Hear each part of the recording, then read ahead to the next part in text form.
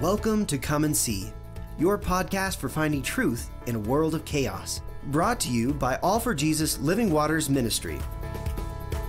With host and founder Richard Case and co-host and retreat leader Kathy Ricconi. Join us every weekday at this time to discuss news, spend time in the Word, and receive answers to your personal questions about living life in God's truth. And now your host, Richard Case.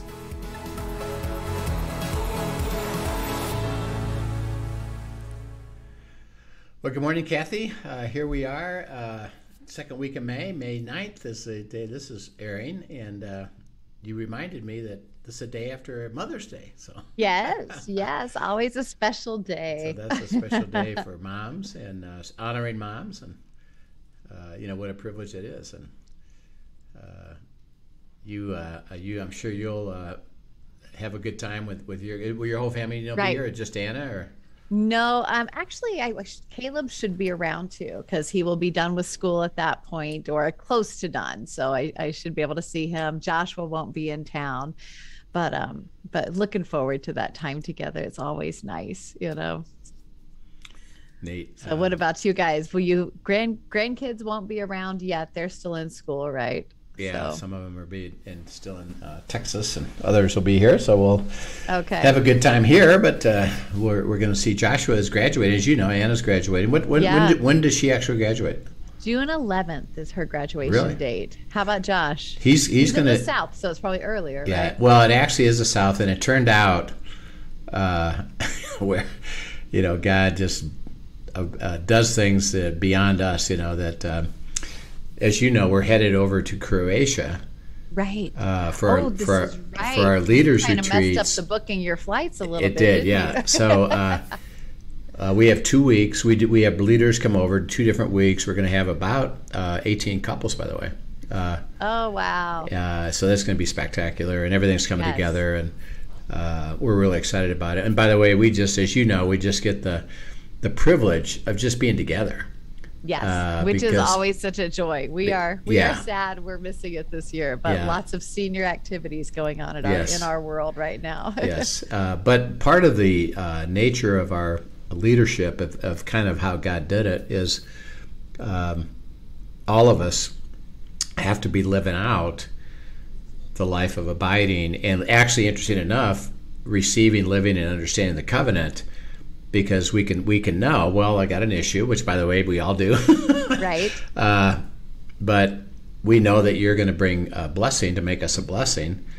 And we believe it, we understand it, we live it. And so this isn't what we do. Our ministry is kind of unique, and that is that it's not something you go do.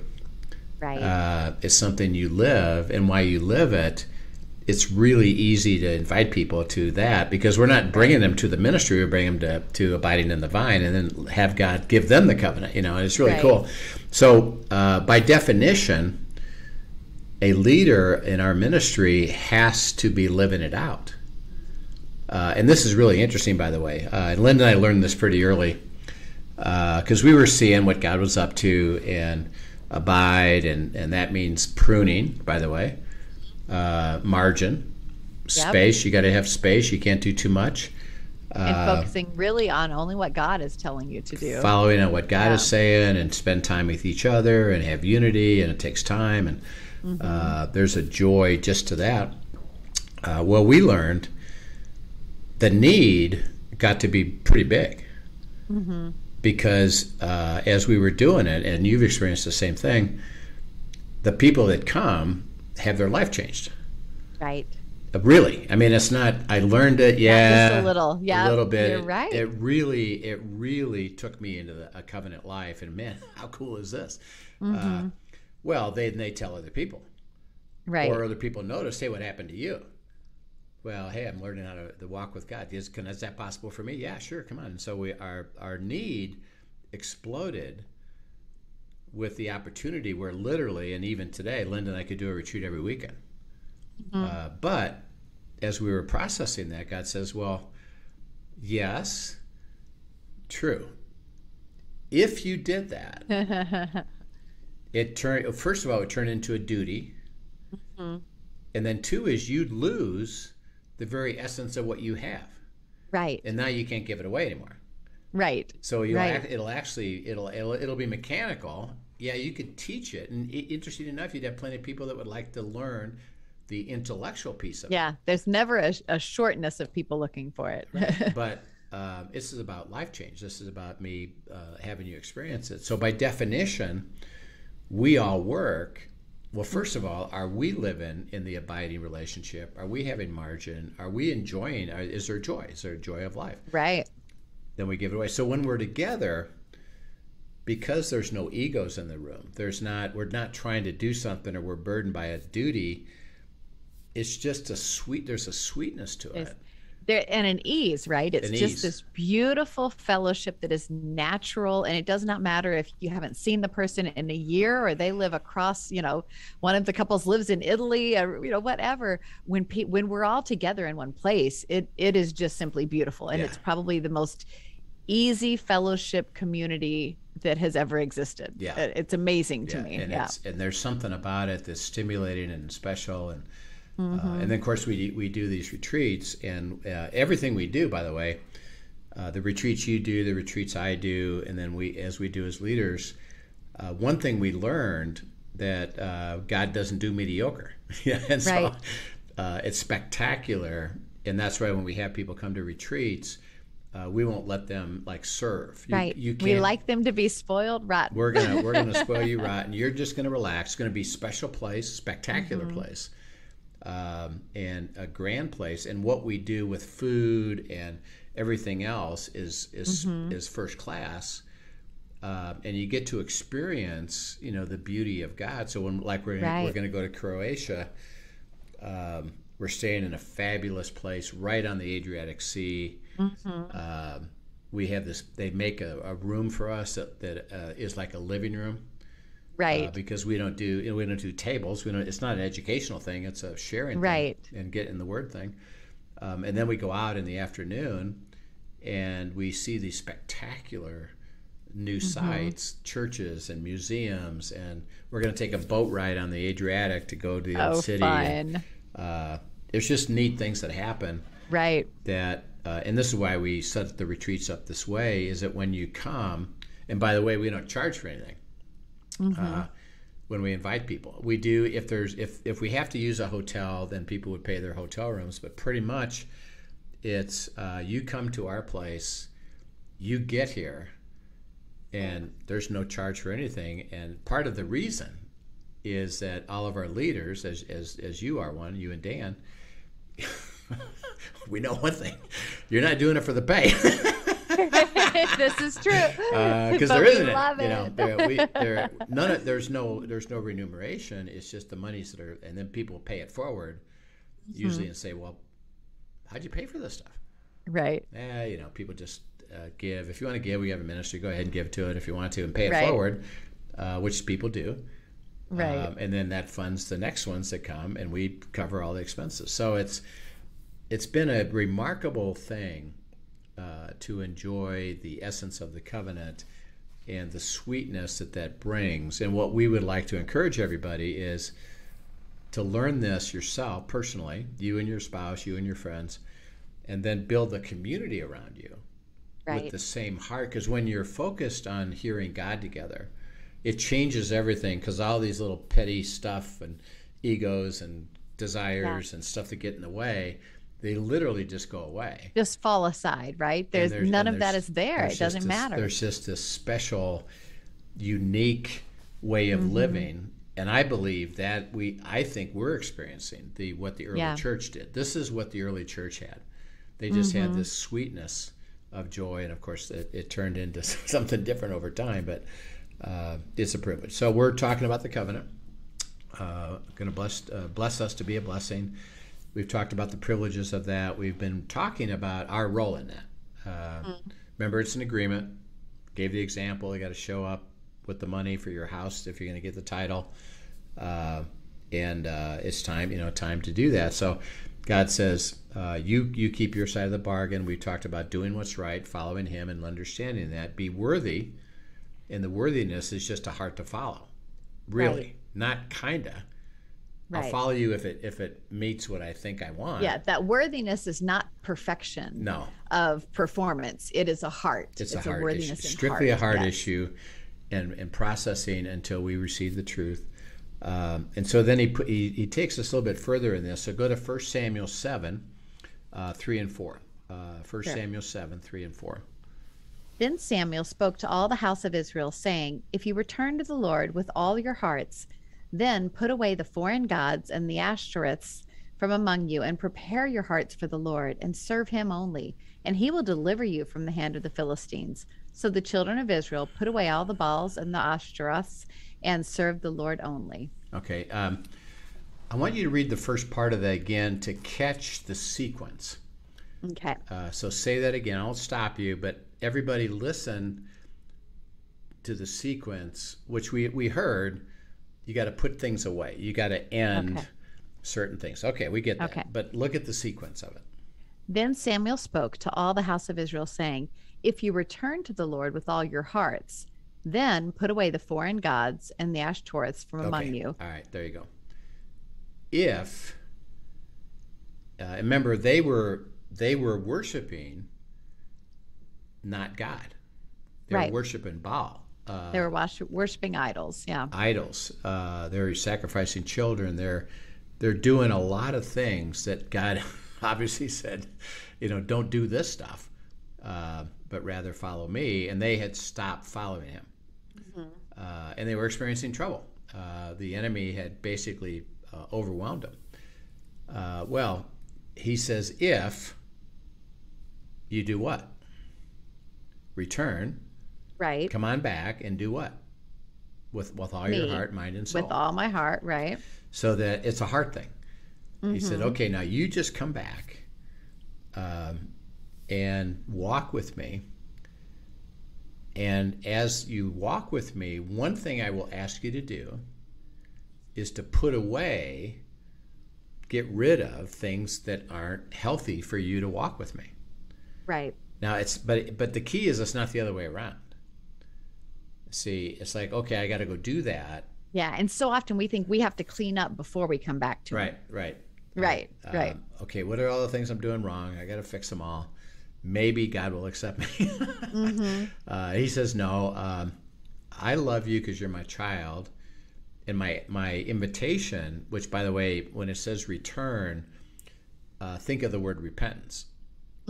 Is you've left and you've been going down the wrong path. So repent, turn around, and return. Literally, come back to me. With what? Your heart. With your whole heart. Yeah. It's a heart thing. Do you have a heart to do that?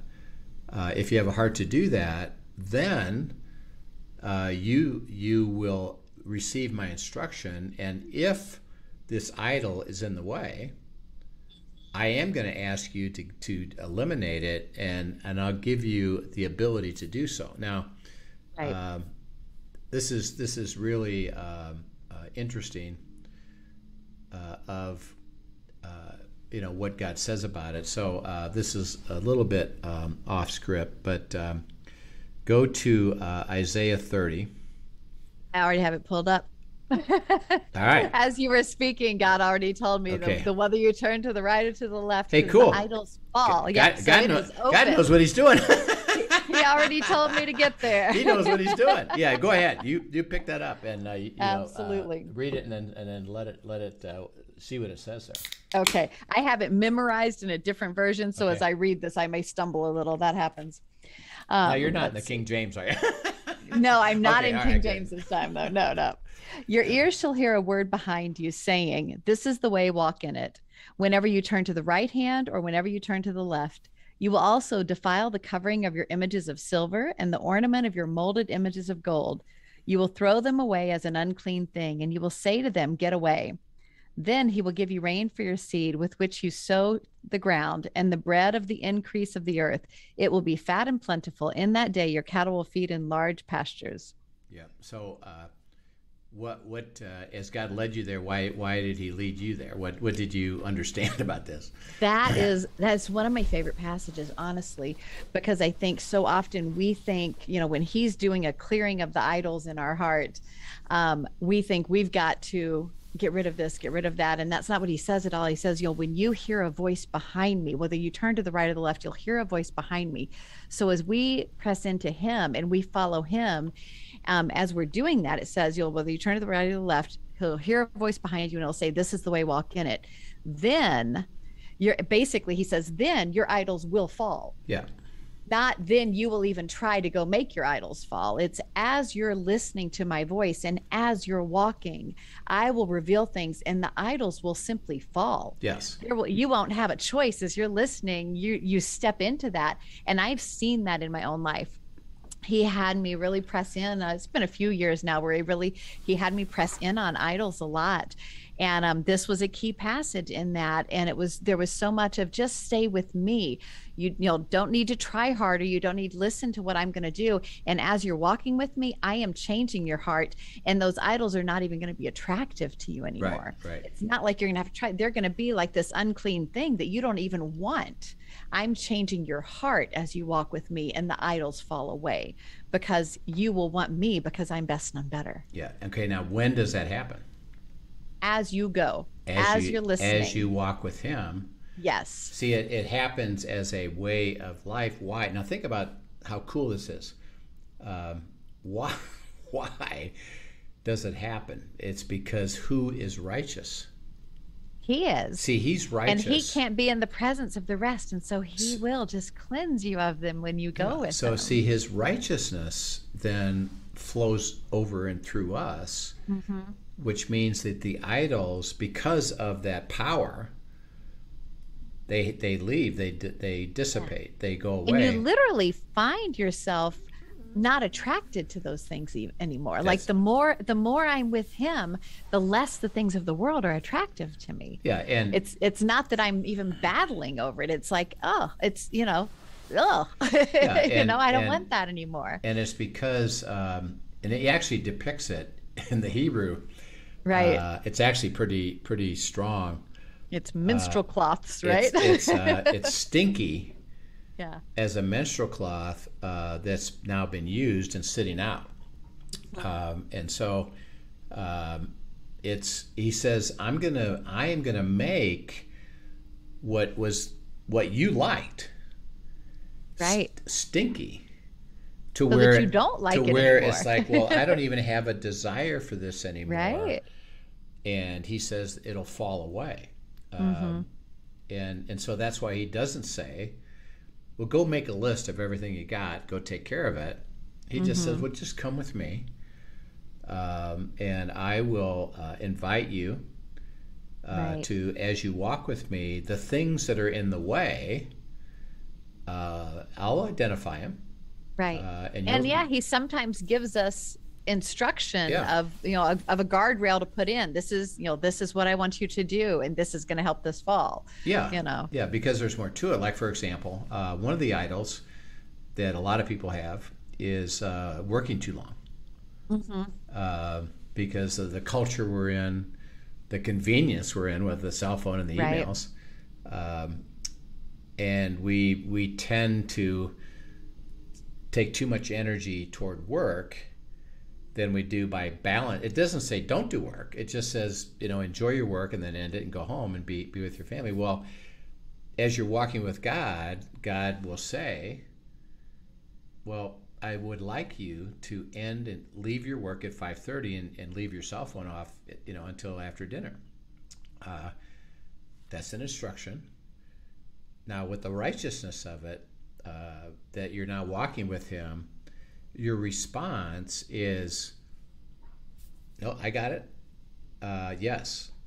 Give me the power to fulfill it. Or, yeah, but, I need to work late because. And then said, God, okay, let me take you deeper in that, and again, this is through the abiding. So that's why he says, okay, now that you're walking with me, I put my finger on something. I understand it's difficult for you. Right. And you think a certain way that if I don't do it, but let me show you something else. My business is going to fail. He says, well, then really it's a deeper thing. It's not really the work. It's that you don't trust me. Right. And that, interesting enough, is an idol Right. Because you really, if you think about it, and this is how the abiding goes, Right. you trust yourself more than me. Right. It's really an idol of control. It's really an idol of control. So are you willing to let me heal you of that? And then show you that you can trust me, that, yeah, I'd leave work at 5:30, and then you'll see the blessing I'm going to bring to you. Stay with me, stay with me, stay with me.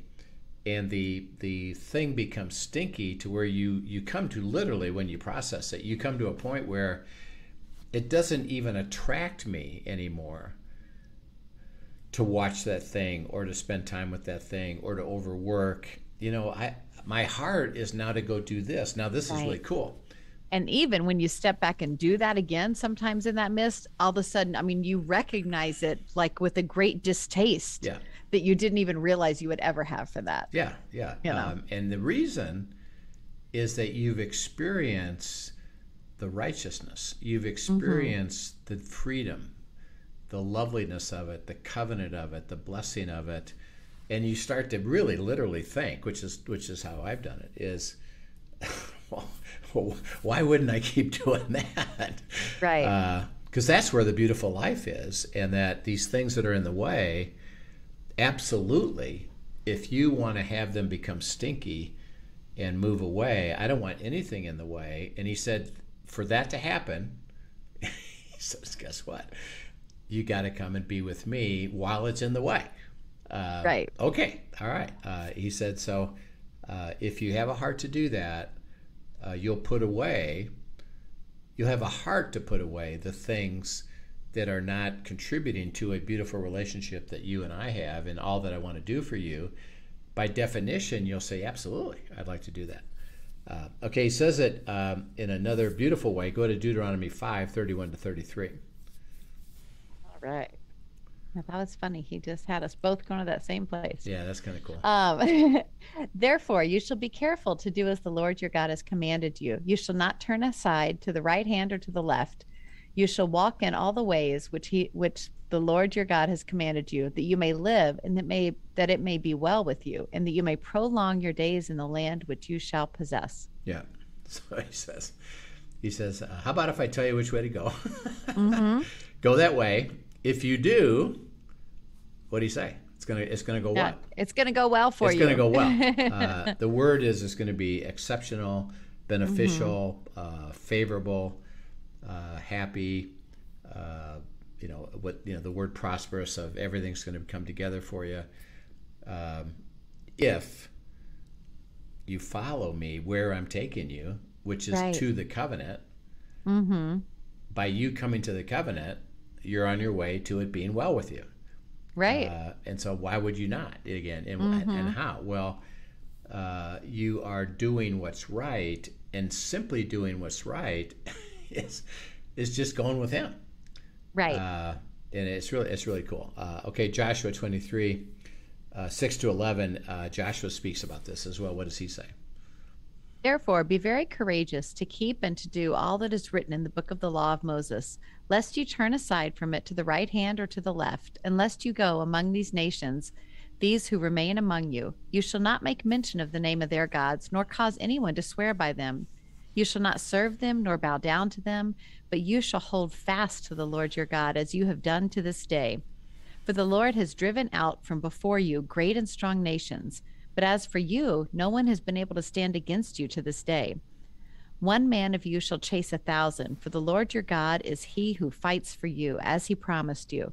Therefore, take careful heed to yourselves that you love the Lord your God. Yeah.